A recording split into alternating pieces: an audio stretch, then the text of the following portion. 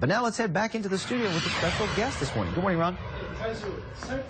Criminals have been on the attack, and data breaches appear to be surfacing almost weekly. Joining us to address this hot issue on Capitol Hill and much more, U.S. Senator Mazie Hirono. Thank you so much. Good morning, Ron. Thanks for joining us. You just came off of being a part of a committee that took this up. Judiciary Committee. Yeah, can you just share with us what's the latest when it comes to how we're protecting our own people here? We had a big hearing focusing on what happened at Target, Neiman Marcus, and other retailers. Millions and millions of credit card information stolen. So we had a hearing, and really the focus was what can we do, and should Congress act?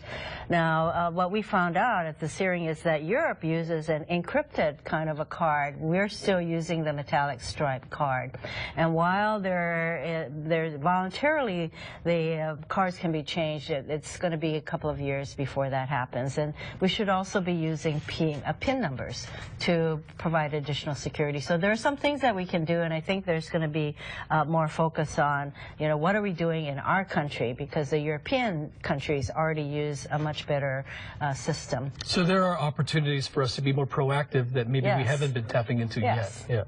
Okay, I want to focus really on a very special visitor to the islands that we've had here. In Senator Durbin, and of course he now holds the seat, if you will, that the late Senator Inouye has in Appropriations Committee. How important was that visit to the islands? That visit, Senator Durbin chairs the committee on defense. So defense is so important to Hawaii. They're a big part of our economy, big part of national security, and we in the Pacific. So him coming here to see for himself what we're doing at Pacific Command and the huge area that Pacific Command covers, and then also Pearl Harbor.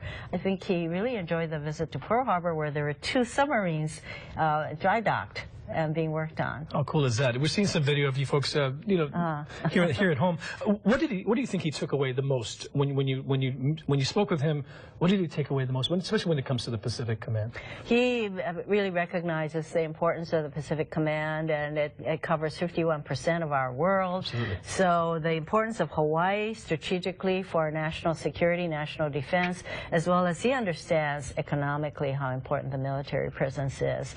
And so he saw for himself, talking to the workers at Pearl Harbor, talking with Admiral Locklear and our other leaders, military leaders. I think his takeaway is he's going to keep on supporting Hawaii and the military in Hawaii. But of course, we take nothing for granted. I will continue to work closely with them as a member of the Armed Services Committee, which is the authorizing committee. We authorize the programs, but he's got to fund it. He's the man who signs the checks. And of course, not just the members of our military, our civilian employees that work at the shipyard as well. Most of them, most of the civilian employees at the shipyard, and they had a chance to talk with him and tell him the kind of really high-skilled work that they do there. And just FYI, they have a fair coming up in March because they're hiring more people at the shipyard. Senator, thank you for joining us. Thank you so much. And welcome back home. And are you heading Always back? Good to be When home. are you going back to D.C.? Well, it's a little chilly, but I'm going to have to get back by the end of the week. Well, enjoy the sun. We have it out right now. Taizo's done some sun dances, so we have some sunshine. All right, coming up next, Maui police reveal the identities of persons of interest in 2 missing women cases.